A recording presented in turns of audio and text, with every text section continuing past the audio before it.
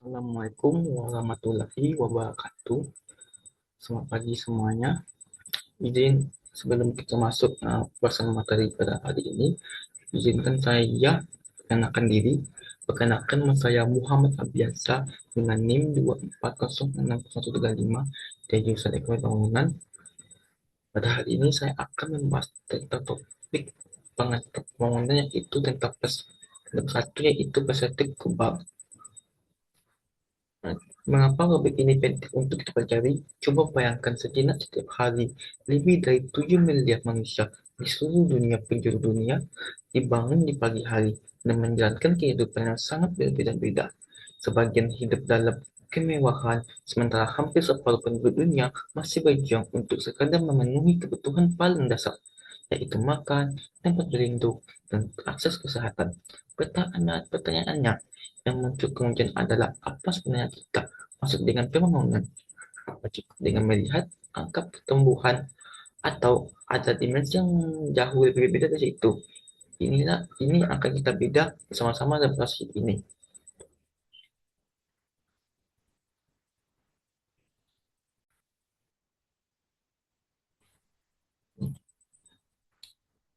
Baiklah, pada hari ini kita akan membicarakan lanjut ke materi selanjutnya, itu hakikat ilmu ekonomi pembangunan.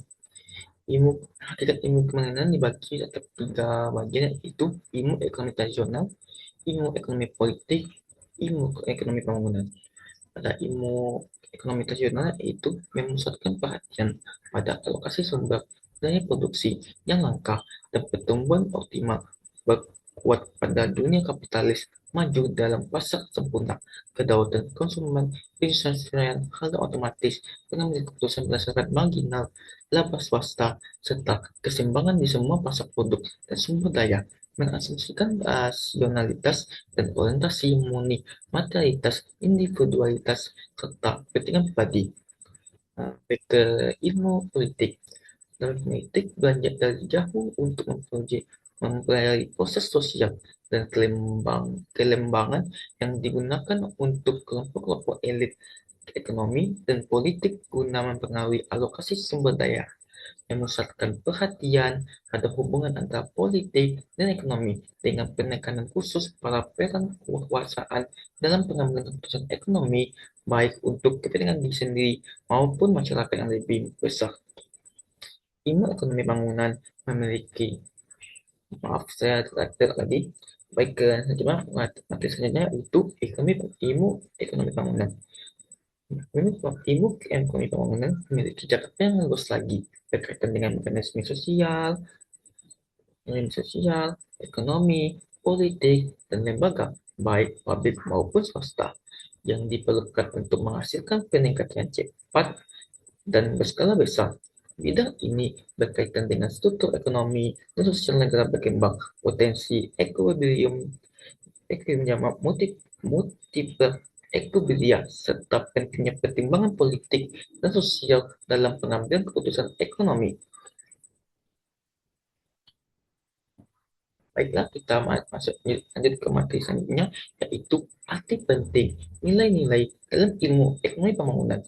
Ekonomi adalah ilmu sosial yang berhubungan dengan manusia dan sistem sosial untuk memenuhi kebutuhan material, makanan, tempat tinggal, dan pakaian, serta kebutuhan non-material yaitu pendidikan, pengetahuan, dan pencerahan spiritual. Premis nilai atau value premises bersifat etis atau normatif dan merupakan karakteristik yang penting dalam studi ekonomi bangunan. Konsep inti bangunan dan modernisasi ekonomi mewakili premis nilai implisit dan eksplisit tentang tujuan yang inginkan. Nilai-nilai dan tujuan yang dianggap dari pertimbangan nilai soliditas mencakup: satu, keadilan ekonomi dan sosial; dua, penanggulangan kemiskinan; tiga, pendidikan universal; empat, peningkatan saraf hidup; lima, kemandirian nasional; enam, modernisasi lembaga dan penegakan hukum; tujuh, partisipasi politik dan ekonomi; delapan, demokrasi, akar rumput dan kemandirian diri.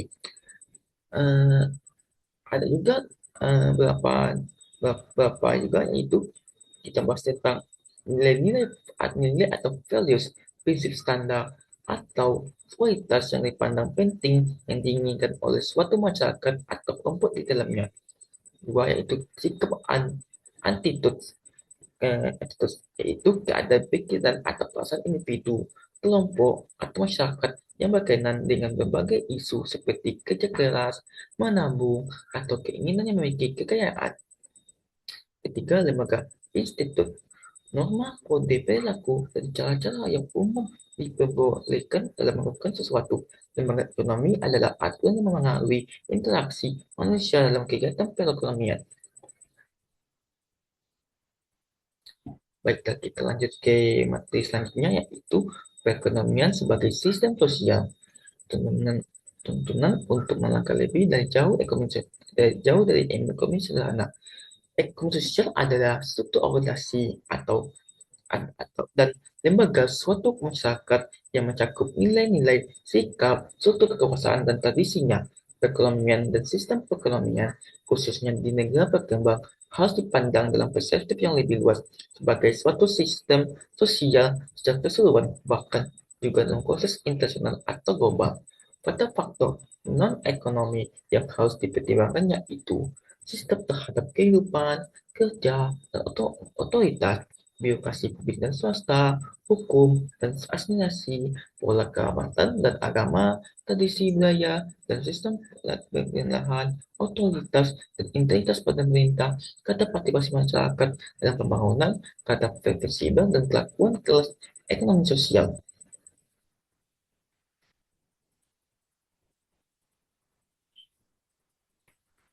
Baik, kita lanjut ke materi selanjutnya, yaitu ukuran ekonomi tradisional dan pandangan ekonomi baru.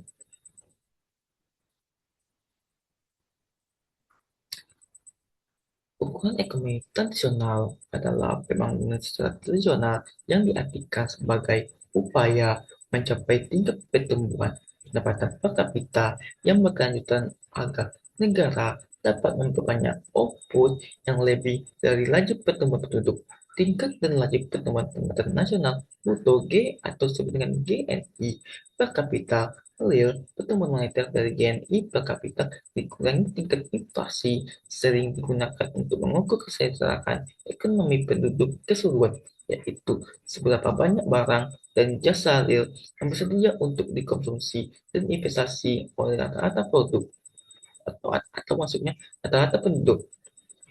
Pembangunan ekonomi di masa lalu umumnya dipandang dalam kaitan dengan perubahan rencana atas struktur produksi dan kesempatan kerja dengan fokus pada proses industrialisasi yang cepat dan sering merugikan pertanian dan pedesaan.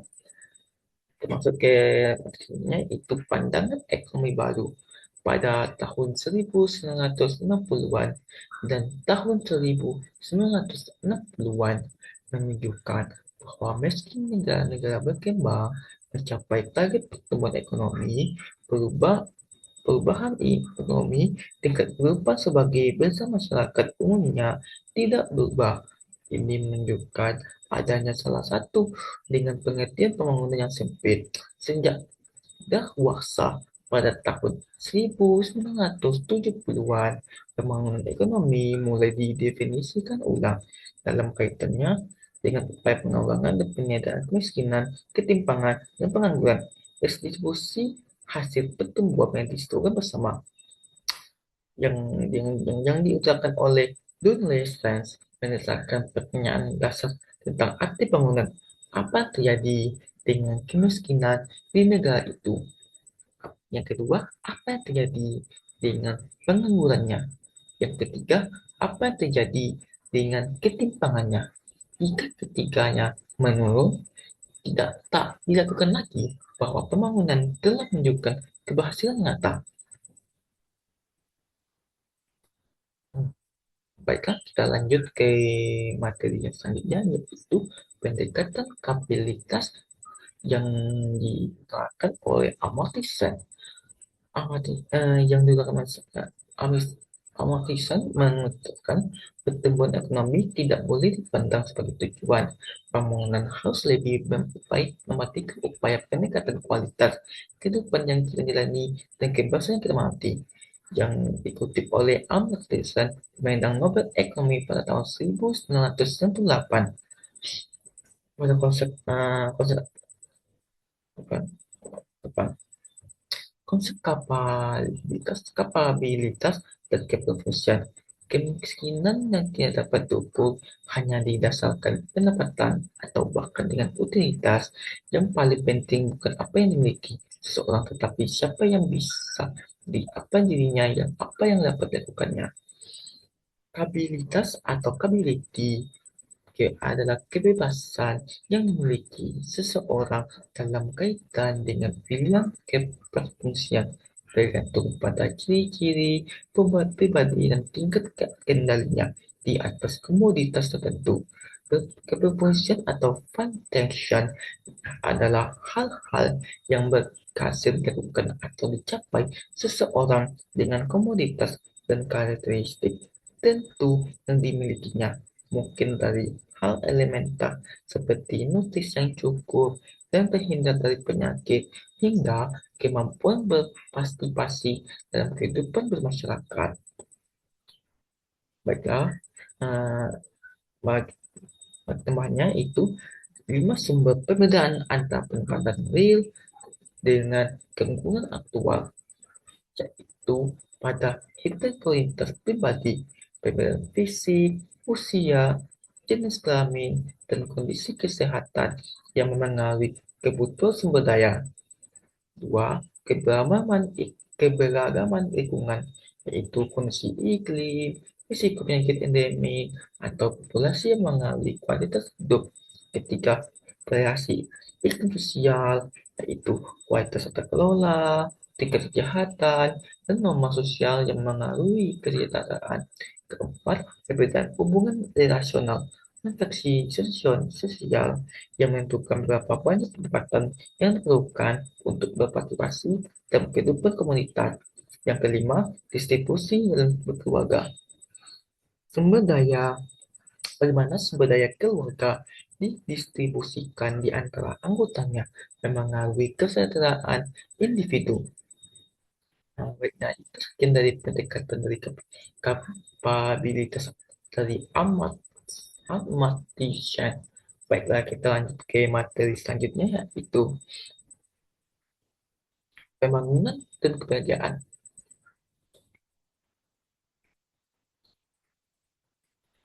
Kebahagiaan sebagai bagian dari pembangunan. Jelaslah bahwa kebahagiaan merupakan bagian dari kesejahteraan manusia, dan kebahagiaan yang lebih besar dengan sendirinya dapat membesarkan kapabilitas manusia untuk berfungsi. Kajian empiris di sejumlah negara menemukan bahwa rata-rata kebahagiaan meningkat sejalan dengan pendapatan suatu negara. Persentase orang yang menyatakan tidak bahagia di Tanzania, Bangladesh, India, dan Azerbaijan 4 kali lebih besar dibandingkan di Amerika Serikat dan Swedia. Namun, hubungan antara kebahagiaan dan tingkat pendapatan hanya terlihat ketika rata-rata beberapa kisaran $1.000 per $20.000 per kapita. Pada tingkat ini, masyarakat telah terhindar dari keadaan sangat miskin. Di atas tersebut, faktor-faktor lain menjadi lebih menentukan, yaitu untuk lebih memahaminya, yaitu ada 7 faktor penentu kebahagiaan menurut Richard Lyell, yaitu hubungan keluarga, dua, keadaan keuangan, ketiga, pekerjaan, keempat, komoditas dan persahabatan, lima, kesehatan, enam, kebebasan pribadi, tujuh, nilai-nilai pribadi. Menurut eh, menurut Richard Wright, Gross National Happiness sebagai ukuran pembangunan. Setelah kita memahami tentang pembangunan dan kebahagiaan dan juga faktor-faktor penentu kebahagiaan menurut Richard Wright, mari kita lanjut ke materi selanjutnya, yaitu Tiga nilai inti bangunan. Nilai-nilai inti bangunan berfungsi sebagai basis konseptual dan pedoman praktis dan untuk memahami makna pembangunan sesungguhnya. Nah, inti tiga inti pembangunannya itu kesecukupan atau sustenance, yang kedua harga diri self and stance, tiga kebebasan atau seperti bilang freedom, termasuk ke inti inti nilai inti utamanya itu kecukupan atau sustenance, kemampuan untuk memenuhi kebutuhan dasar. Semua orang memiliki kebutuhan dasar tertentu yang harus dipenuhi untuk menjalani kehidupan. Dasar manusia untuk menopang kebutuhan ini mencakup makanan, tempat tinggal, kesehatan, dan perlindungan. Jika salah satu kebutuhan dasar ini tidak terpenuhi atau persediaan tidak memadai, akan terjadi kondisi keterbelakangan absolut. Oleh karena itu, upaya peningkatan pendapatan per kapita, penyiaran kemiskinan absolut, perluasan kesempatan kerja, dan pengurangan ketimpangan merupakan kondisi atau syarat yang diperlukan tetapi bukan yang mencakupi bagi pembangunan. Masuk ke inti nilai bangunan kedua yaitu harga diri atau self and steps, menjadi manusia menjadi manusia seutuhnya. Komponen universal kedua bagi adanya kehidupan yang baik adalah harga diri. Perasaan berharga dari martabat dan tidak diperankan untuk mencapai tujuan orang lain. Semua orang dan masyarakat berusaha memenuhi bentuk-bentuk dasar harga diri, sekalipun mungkin menyebutkan otoritas, identitas, martabat, dan penghargaan, kehormatan, atau pengakuan. Uh, Peneliti pernah menyebut, peneliti Dennis Gonglet pernah menyebutkan pembangunan telah dilegitimasi sebagai tujuan karena merupakan hal yang penting, bahkan mungkin cara yang sangat berharga untuk meraih harga diri. Mari kita lanjut ke inti terakhir atau inti nilai inti ketiga yaitu kebebasan atau disebut dengan freedom, bebas dari sikap menghambat. Nilai ketiga adalah kebebasan manusia yang harus dipahami dalam kaitan dengan dengan kebebasan dari kondisi keuangan material, kebebasan dari penghambatan sosial terhadap lingkungan, orang lain, penderitaan, dan lembaga dan instansi, kebebasan dari keyakinan dogmatik. Amartya pernah menyebut sebagai pembangunan sebagai kebebasan, dan Award Aco Lewis menyatakan manfaat pertumbuhan ekonomi tidak berarti kegagalan meningkatkan kebahagiaan, tetapi pertumbuhan itu memperlambat pilihan yang tersedia bagi manusia. Setelah kita memahami materi tentang inti nilai pembangunan, mari kita lanjut ke materi selanjutnya, yaitu peran penting perempuan dalam pembangunan. Para ilmuwan pembangunan umumnya memandang bahwa kaum perempuan memainkan peran penting dalam drama pembangunan, seringkali sebagai aktor kunci yang menentukan keberhasilan atau kegagalan upaya pembangunan dari generasi ke generasi. Eh, dengan bagai kita dengan mitigasi, yaitu satu, kondisi ketidaksetaraan global. Kenyataannya menunjukkan bahwa kaum perempuan secara global lebih miskin ketimbang laki-laki. Mereka memiliki akses kesehatan, pendidikan, dan berbagai bentuk kebebasan yang lebih sedikit, sehingga lebih rentan terhadap dampak kemiskinan. Yang kedua, tanggung jawab mengasuh anak. Perempuan memiliki tanggung jawab untuk mengasuh anak. Sumber daya yang mereka miliki untuk bertanggung jawab ini akan akan menentukan dampak dapat akan menentukan dapat atau tidak mereka memiliki siklus perwarisan kemiskinan dari satu generasi ke generasi berikutnya.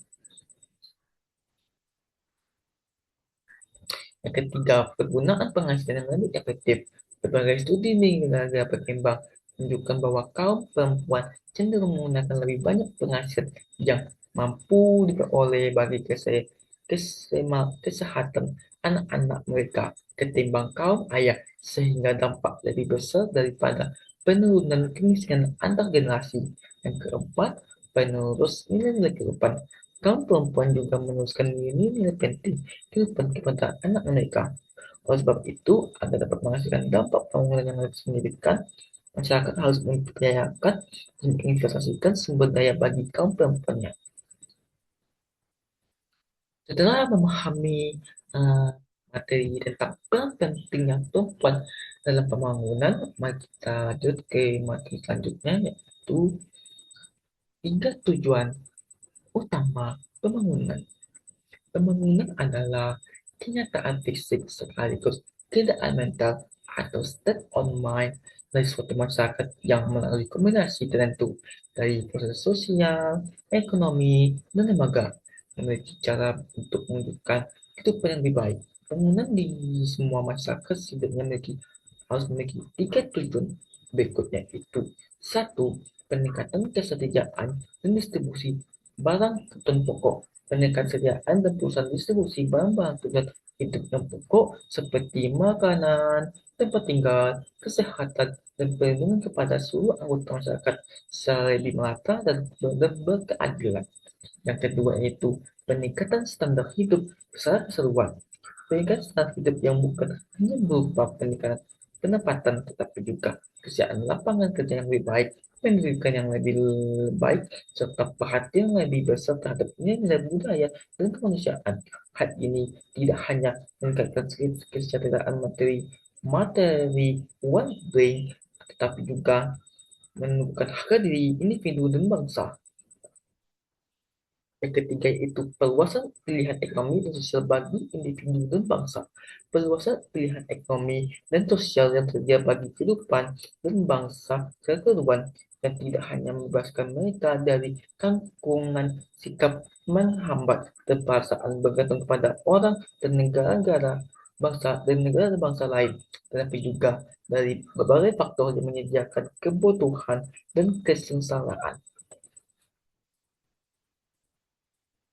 Bekas kita sudah membahas materinya, baik kita akan menjelaskan materi selanjutnya itu Millennium Development Goals atau MDG. Pada September tahun 2000 sebanyak 189 negara anggota PBB menyetujui 8 DGB sebagai komitmen untuk menyiagakan kemiskinan dan tujuan pembangunan manusia lainnya pada tahun 2015. MDG merupakan pernyataan yang paling kuat yang menunjukkan komitmen internasional untuk mengakhiri kemiskinan.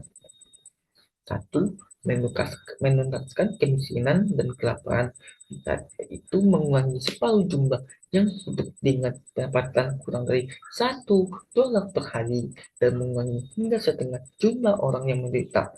Dua, mewujudkan pendidikan dasar universal, memastikan bahwa anak-anak di seluruh dunia dapat menyelesaikan pendidikan dasar secara penuh.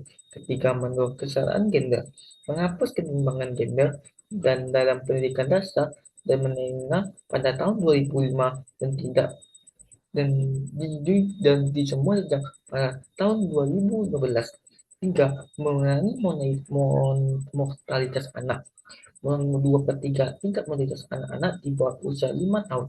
Yang kelima, meningkatkan kesehatan ibu, mengurangi 3 per 4 angka kematian ibu melahirkan. Yang keenam, memerangi HIV atau AIDS dan penyakit lainnya, menghentikan dan mulai membalikan penyebaran HIV atau AIDS, malaria, dan penyakit utama lainnya. Yang ketujuh, menjaga kelestarian lingkungan, menginvestasi prinsip-prinsip pembangunan berkelanjutan ke dalam pendidikan dan program nasional. Yang kedelapan, membina kemitraan global, membangun kerjasama antara global untuk pembangunan, termasuk sistem perdagangan dan keuangan yang terbuka dan berbasis aturan. Itulah berdasarkan dari Millennium Development Goal atau MDG. Mari kita lanjut ke kesebutan dari pembahasan saya pada hari ini. Pembahasan saya hari ini ringkasan pada waktunya itu pengantar pembangunan ekonomi itu posisi global. Ringkasan kesebutan dari materi saya itu yaitu ekonomi pembangunan mencakup mekanisme ekonomi, sosial, politik, dan lembaga untuk menghasilkan peningkatan cepat dan berskala besar di negara-negara berkembang, yaitu nilai values, sikap attitude, dan lembaga institusi merupakan variabel non-ekonomi yang sangat berpengaruh dalam menentukan keberhasilan negara upaya pembangunan. Yang ketiga, pendekatan kapabilitas. Menurut Ahmad Syed, menekankan bahwa pembangunan harus berfokus pada peningkatan kapabilitas manusia untuk berfungsi, bukan sekadar meningkatkan pendapatan. Tiga, yang keempat, tiga nilai inti pembangunan adalah yaitu kecukupan atau sustain, kedua harga diri self esteem, dan kebebasan yaitu freedom. Yang keempat, tiga tujuan pembangunan meliputi ke peningkatan kesejahteraan kebutuhan pokok, peningkatan taraf hidup, dan perluasan pilihan ekonomi sosial bagi individu dan bangsanya. Yang kelima, MDG di tahun 2000 sampai tahun 2015 jadi komitmen internasional untuk menjadikan kemiskinan dan mencapai pembangunan manusia yang komersial. Sekian dari pemba dari presentasi saya tentang materi bab satu yaitu pengantar pembangunan ekonomi dalam perspektif global. Eh, jika jika ada salah penyebutan kata atau materi yang kurang jelas atau ucapan saya yang nggak kurang jelas, saya mohon maaf. Eh, mohon maaf. Maaf, saya akhiri dengan saya Muhammad Abiansa dengan NIM 2406035. Saya jurusan ekonomi bangunan dengan mata kuliah ekonomi pembangunan dengan dosen pengampu Pak Pak Alfon. Saya tutup penjelasan saya dengan mengucapkan Assalamualaikum warahmatullahi wabarakatuh.